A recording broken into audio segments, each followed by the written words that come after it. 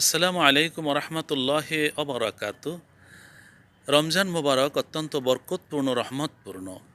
রমজানের প্রতিটি মুহূর্ত আল্লাহ পাক রব্বুল আলমিনের ক্ষমার মুহূর্ত। যখন রমজানের মাস শুরু হয়ে যায় তখন আল্লাহর পক্ষ থেকে ঘোষণা দেয়া হয়, ইয়া বাগিয়াল খৈরে আকবেল, ইয়া বাগিয়ার শাররে আকসের। যারা ভালো কাজ করে, যারা নেক আমল করে, তোমরা ভালো কাজের গতি বাড়িয়ে দাও। ইয়া বাগিয়ার শাররে আকসের, যারা খারাপ কাজ করো তোমরা খারাপ কাজ বন্ধ করো, খারাপ কাজ তোমরা থামিয়ে দাও। কারণ রমজানুল মুবারকের প্রতিটি মুহূর্ত রহমত, বরকত, মাগফিরাতে পরিপূর্ণ।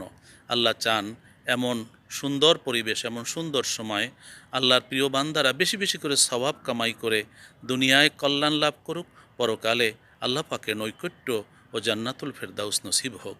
সে কারণে আল্লাহ রাব্বুল আলামিন উৎসাহিত করেন, যারা নেকামল করো তোমরা নেকামলের গতি বাড়িয়ে দাও, কারণ এখন নেকামলের সওয়াব অনেক বেশি।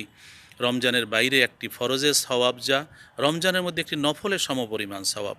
রমজানের বাইরে ৭০টি ফরজের সওয়াব হয়, রমজানের মধ্যে একটি ফরজের সমপরিমাণ সওয়াব আল্লাহ দান করবেন।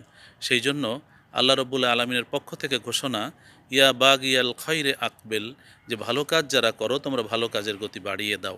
আর যারা খারাপ কাজ করে, পাপ কাজ করে, তাদেরকে বলা হয় ইয়া বাগিয়া শাররে আকসের, যারা খারাপ কাজ করো তোমরা খারাপ কাজ থামিয়ে দাও, বন্ধ করে দাও। কারণ এই পবিত্র সময়, বরকত এবং রহমতের সময় খারাপ কাজ করা, পাপের কাজ করা তোমাদের জন্য দুর্ভাগ্যজনক। আল্লাহ রাব্বুল আলামিন আমাদেরকে বেশি বেশি নেক আমল করার এবং ভালো কাজ করার তৌফিক দান করুন, এবং খারাপ কাজ থেকে বিরত থাকার, খারাপ কাজকে ত্যাগ করার তৌফিক আমাদেরকে দান করুন। আমিন। আসসালামু আলাইকুম রহমতুল্লাহ ওয়া বারাকাতুহু।